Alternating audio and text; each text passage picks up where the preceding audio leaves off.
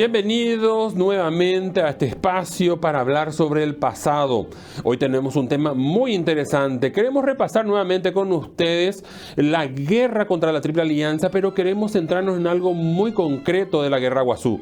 Siempre hablamos de las campañas, de las batallas, de las derrotas, de las victorias, de la guerra guaraní, pero también tenemos que analizar un poquito ese aspecto tecnológico de los elementos bélicos que tenían tanto el ejército paraguayo como los aliados y que fueron al final de cuentas un elemento que hizo que la balanza se ponga de uno de los lados. Pero para conversar sobre este tema muy interesante necesitamos de un experto y hoy nos acompaña para el efecto el capitán de navío en situación de retiro, Benito Silvera Morínigo. Él mismo es investigador y académico de la Academia de la Historia y la Geografía Militar del Paraguay, actualmente su vicepresidente. También es conferencista y autor de varios artículos y libros. Capitán Benito Silvera, muchísimas gracias por acompañarnos hoy con Charla con la Historia. ¿Qué tal? ¿Cómo estás, Chaparro? A toda la teleaudiencia, un saludo especial y bueno, estoy a tus órdenes, Chaparro. Muchísimas gracias. Los tiempos en televisión son a veces medio cortos, por lo que vamos a entrar ya directo en el tema. Capitán, le quiero consultar, ¿en qué descansaba la potencialidad del Paraguay en la guerra contra la Triple Alianza? Que a veces es algo muy polémico, que dicen que no estamos preparados. ¿Cuál es la verdad detrás de eso? Bueno, la potencialidad del Paraguay, como en todas las guerras que hemos tenido, tanto de la Triple Alianza como de la Guerra del Chaco, descansaba en el elemento humano en el cual estaba la eficacia y la calidad del combatiente paraguayo. Más allá de la eficacia y la calidad de los armamentos, como veremos más adelante. Ejemplo, como acabas de decir, el arrojo, la temeridad, la abnegación. La abnegación es soportar todos los vaivenes de la vida, así como viene, y con optimismo. Yo recuerdo que había una música en la década del 60 que decía: total, ¿para qué te vas a preocupar? Las cosas como vienen, tenés que tomar. Eso significa que tomar las cosas con una negación dicha en forma de música, de prosa, ¿verdad? Total, ¿para qué te vas a preocupar? Las cosas como vienen. Y bueno, entonces nuestra potencialidad descansaba en el elemento humano, que era fundamental. Y que de hecho nos permitió combatir 4 años, ¿verdad?, dentro de nuestro territorio, ¿no? Ahora, nuestro tema principal, el tema no 4 años, 5 años, ¿verdad? No, claro. La Triple Alianza. No, 5 años la guerra completa, pero dentro de nuestro territorio fue la mayor parte de la guerra, a eso me refería, capitán. Ahora, entrando en el tema del armamento, ¿cuáles eran las armas reglamentarias que tenía el ejército paraguayo? Bueno, las armas reglamentarias que tenía el ejército paraguayo, a pesar del esfuerzo que hizo el gobierno por adquirir armas, no fue suficiente, porque ya después vino el bloqueo por tierra y ya no se pudo ya concretar muchas cosas. Nuestro armamento reglamentario durante la guerra de la Triple Alianza eran carabinas y fusiles. Eran de 12, de 16, de 18 pulgadas. La velocidad del tiro en tropas con buena instrucción era de 2 minutos por tiro, o 1 minuto y medio por tiro, imagínense. Sin embargo, los aliados, era un cañón con bala esférica.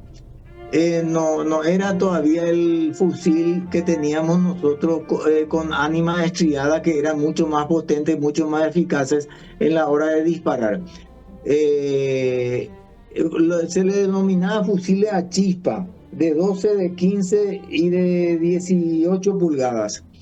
El fusil a chispa porque tenía que ser prendido previamente y era cargado por la boca del fusil. De ahí que tardaba, con un soldado bien adiestrado, tardaba 1 minuto y medio a 2 minutos para disparar. Y su efectividad también era muy relativa. Llegaba hasta 100 metros, 120 metros, para algunos autores 80 nomás. La efectividad, reitero, la bala era esférica. Y lo mismo que el cañón también tenía una bala esférica y entonces no era muy eficaz. Y los fusiles y la carabina eran de bala esférica y a bancarga, se cargaba por la boca. Entiendo. Una preguntita Bueno, anexa, si me ahí permite. está mostrando, veo que está mostrando luego la ilustración de los fusiles y carabinas. Sí, una preguntita anexa.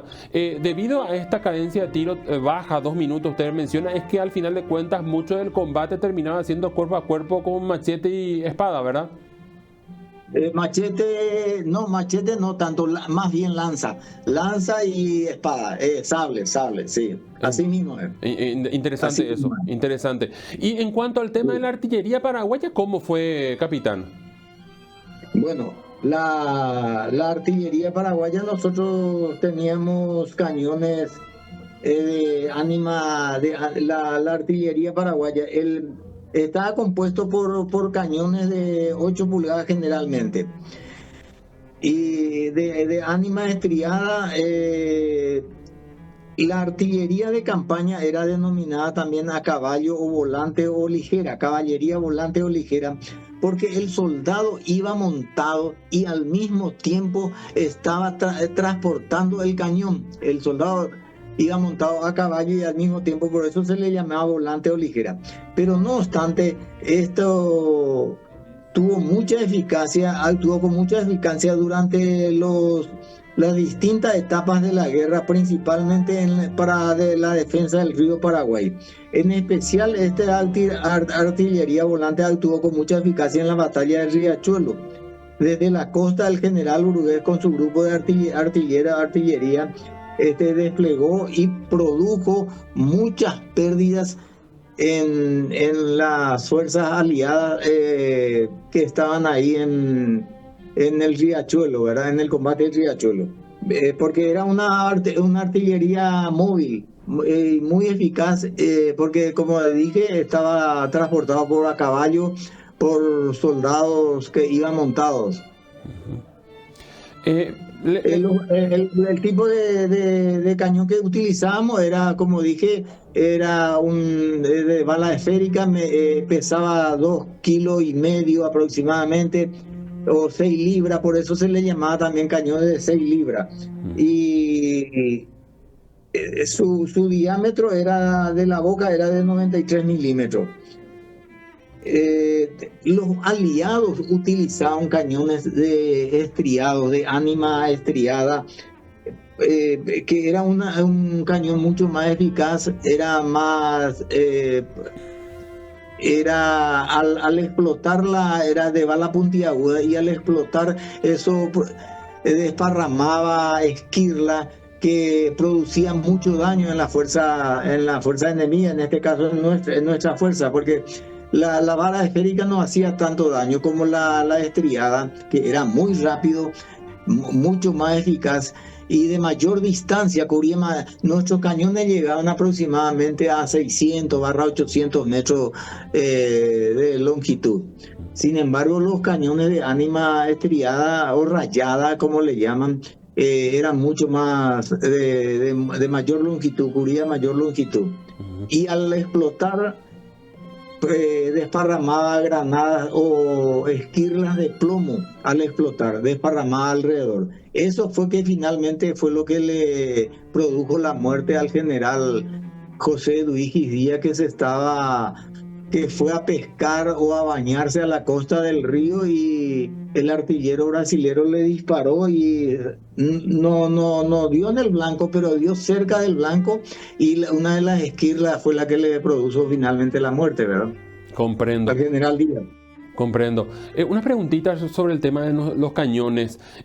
Son muy famosas las piezas de artillería paraguaya fabricadas, como tanto el criollo como el cristiano, que por cierto está todavía como trofeo de guerra en el Brasil.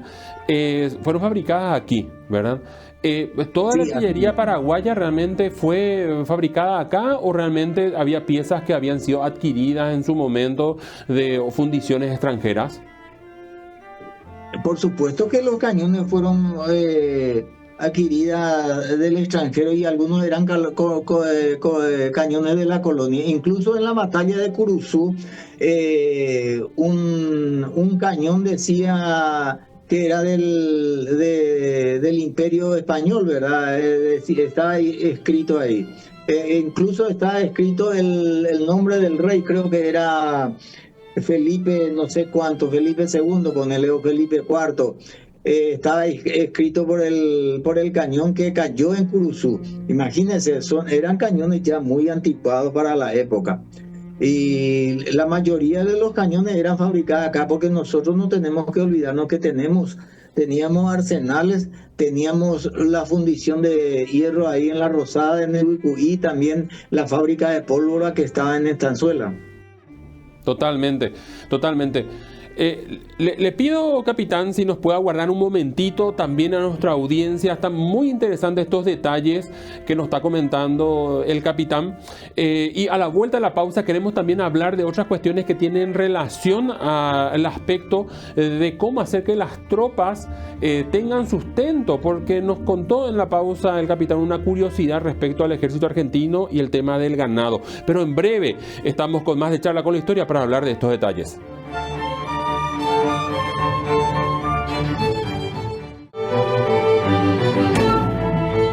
Gracias por continuar con nosotros. Hoy estamos hablando sobre la tecnología bélica durante la guerra contra la Triple Alianza.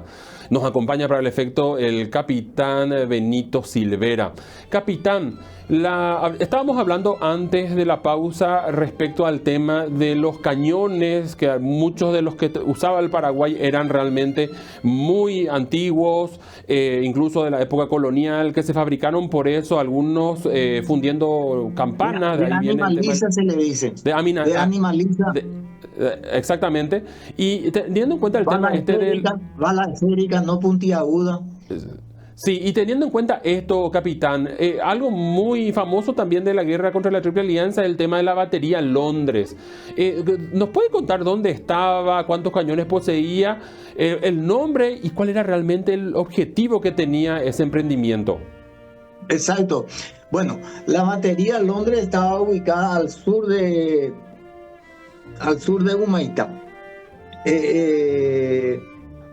Estaba ubicada, como dije, al sur de Humaitá. El sitio de su emplazamiento contaba con una gran visual y que permitía concentrar el fuego a toda embarcación que quería aproximarse al lugar. Es decir, a Humaitá o mismo a la batería Londres, ¿verdad? Tenía una gran vista que le permitía entonces dominar un largo trecho del río y concentrar el fuego sobre cualquier embarcación que se aproximaba a la fortaleza, ¿verdad? La batería contaba con 16 cañones, ahí está, esa es la batería Londres, perfecto. La batería batería se le dice por el conjunto de cañones, se le denomina batería. Y contaba con 16 cañones. Todo, por supuesto, como dijimos, bala esférica, animaliza, etcétera, no eran rayadas. El nombre de Londres había sido puesto en homenaje a los ingleses que trabajaron en el arsenal o en la fundición de Nehuicuí, o lo mismo que en el campo de batalla. No sé si respondí la pregunta. Totalmente. Y el objetivo entonces era hacer que la armada de los aliados no pueda acercarse aguas arriba hacia la capital, así sería. Hacia la fortaleza, porque estaba muy bien posicionada, estaba muy bien ubicada y contaba con 16 cañones. ¿Qué le parece? Totalmente. Eso permitió también mucho tiempo mantener, o por lo menos hasta cierto tiempo mantener a la fortaleza de Humaitá sin que sea atravesada o conquistada por los aliados, ¿verdad? Eso permitió en cierta medida. Pero finalmente también se descubrió que los cañones, como reitero, de bala esférica no hacían mucho daño a las embarcaciones.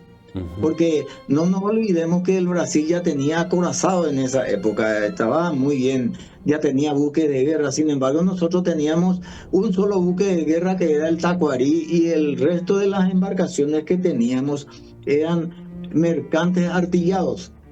Ujú. Eso Una pregunta es la anexa le diferencia. quisiera hacer, capitán, teniendo en cuenta lo que nos está contando de los buques. La maniobrabilidad de los buques aliados, de los buques brasileños, era superior porque justamente eran buques preparados para la guerra y no mercantes convertidos como el nuestro. ¿Eso es cierto? Sí, así mismo, así mismo. Reitero, solamente el buque Tacuarí era un buque de guerra, ¿verdad? Que era, pero el resto eran todos mercantes y encima eran de madera. La mayoría eran de madera y fácilmente se podía perforar esas con el cañón que ellos ya tenían para esa época, ¿verdad? Y justamente esta diferencia se notó mucho en lo que fue la batalla de Riachuelo. Se notó mucho en la batalla de Riachuelo, totalmente, totalmente. Bien, yendo un poquito a cómo fue ese proceso para que los aliados hagan su incursión a territorio nacional. Estaba la batería Londres, pero al final ellos terminan realmente cruzando el Paraná en Paso de Patria y estaban los argentinos al frente, ¿verdad?, de los aliados en ese momento. En comparación un poquito a lo que es el Paraguay y su armamento, ¿qué armamento adquirió el gobierno argentino en 1865? Bueno, la Argentina para el inicio de la guerra, o sea, en el año 1865, adquirió de Europa y con mucha tecnología para la época, 9 cañones estriados. Ya explicamos que el cañón estriado, ¿verdad? Que tenía proyectiles de punta que al explotar en tierra o al tomar contacto esparcía esquirla, granadas de plomo. ¿Qué le parece? Y, 14.000 fusiles, 7.000 carabinas, 11.000 sables, 12.000 lanzas, todo ese tipo, 11.000 lanzas, 11.000 sables, 7.000 carabinas, 14.000 fusiles. Se armaron bastante bien los argentinos para el inicio de la guerra de la Triple Alianza. su armamento en cuanto a fusiles era realmente ya mejor tecnología que la que nosotros teníamos. Sí, sí. Así, sí, así mismo, eran fusiles a repetición. Mm. Y Sin embargo, nosotros teníamos fusiles a chispa con bala esférica. Capitán, una cosita que nos estuvo comentando antes de iniciar el programa tiene que ver con el tema esto de la ganadería y nos contó que el gobierno argentino declaró material de guerra. Es cierto que la parte de provisión siempre es muy importante, de hecho hay muchos registros que se hacen dentro del ejército paraguayo de cuántas vacas ganado había por el tema de alimentar a las tropas, pero los argentinos declararon material de guerra. ¿Nos puede contar un poquito eso, cómo fue? Bueno, eso es algo curioso, muy curioso que encontré y por eso te sugerí para hablar sobre este tema, ¿verdad? La República Argentina, para el inicio de la guerra del 70, todos sabemos que la logística es fundamental para ejecutar un combate, una guerra. Y declaró a la ganadería situada en Corrientes y Entre Ríos principalmente como material de guerra. ¿Por qué material de guerra? Porque y que el precio lo iba a fijar el gobierno, no el propietario, porque esto iba a constituir en el elemento fundamental para la alimentación del ejército en campaña. Por ese motivo se le declaró material de guerra al ganado. Imagínense, vacuno y caballar, por supuesto. Las crónicas dicen que el ganado caballar era proveído por Urquiza, pero el resto eran ya directamente adquiridos por diferentes, o mejor, proveídos por diferentes ganaderos a la República Argentina en campaña y que el precio lo iba a establecer el gobierno, no el dueño. Finalmente, Principalmente de la zona de Corrientes y Entre Ríos. Finalmente, De la entonces, al provincia final de cuentas, la guerra se termina también transformando en un aspecto comercial de los aliados. También. Bueno, yo creo que acá en Paraguay también habrá sido algo diferente. No se tiene datos concretos de cómo habrá sido en el Paraguay, ¿verdad? Pero me imagino que habrá sido algo diferente, que A veces es teoría nomás también eso de que el gobierno va a poner los precios para el ganado. Yo creo que más bien pasa por la confiscación ya directamente. Ujú. El tema esto de nombrar al ganado como una cuestión bélica, le pregunto, Material de guerra. sí, le pregunto, ¿tiene que ver ya también con una perspectiva de que la guerra iba a ser realmente para quienes lo estaban conduciendo una guerra de desgaste? Sí, también, por supuesto. Es una guerra de desgaste. Nosotros tenemos que tener en cuenta que hay dos tipos de guerra, hay dos tipos de conflictos, ¿verdad? Eso también lo dice Clausewitz en el arte de la guerra, o de la guerra mejor. Él dice, por ejemplo, hay 10 definiciones que dice Clausewitz en su libro de la guerra. Dice que la guerra no es más que un duelo, pero en un escenario diferente, dice. No es más que un duelo, pero en un escenario diferente, donde las acciones son recíprocas. Donde las acciones son recíprocas. Y cada contendor se justifica uno a otro, dice. Espectacular esa definición, ¿verdad? Quiere decir que está todo permitido en la guerra, ¿verdad? Cada contendor se justifica por su lado, ¿verdad? Haga lo que haga, el asunto es liquidar al enemigo. Bueno, respecto a lo que me estás diciendo, si era una guerra de desgaste. Hola, ¿me estás escuchando? Sí, la escuchamos perfectamente. Sí, respecto a lo que si era una guerra de desgaste, quiero mencionarte que hay dos tipos de guerra, debemos de señalar eso, muy importante. Está la guerra de hegemonía y está la guerra de exterminio. Esta guerra de la Triple Alianza fue una guerra de exterminio. Se tenía que destruir todo lo que había en el Paraguay. Esa era la misión de los aliados, ¿verdad? Exterminar totalmente. Y por eso también López puso la consigna de vencer o morir, porque ya era una guerra de exterminio. O desde el vamos así se estaba pintando, ¿verdad? Y la guerra del Chaco, por ejemplo, no fue una guerra de exterminio, fue una guerra de hegemonía, donde cada contendor, por supuesto, se justificaba, pero era una guerra de hegemonía. El que tenía hegemonía o preeminencia conquistaba el terreno y iba a ganar la guerra. Qué interesante ese análisis, que seguro muchísimos de nuestros espectadores nunca analizó, ¿verdad?, las contiendas guerras desde estas dos perspectivas. Si me permite una última pregunta, porque de alguna forma una de las cosas que nosotros solemos ver cuando se hacen desfiles, cuando se hacen formaciones militares, siempre sobresale el tema de los Acaberá y los Acacarayá. Si nos puede contar al menos un breve detalle sobre el arma de los Acacarayá, a los efectos de que podamos cerrar nuestro programa, capitán. Sí, perfecto. El arma de los Acacarayá tiene un antecedente, ¿verdad? Voy a apelar a los antecedentes.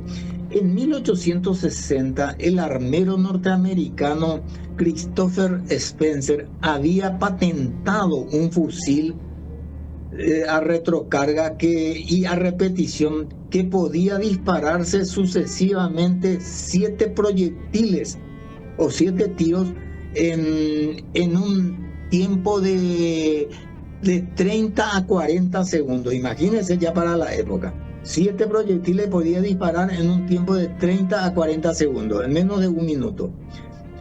Los oficiales de la Unión en la guerra de la secesión en Estados Unidos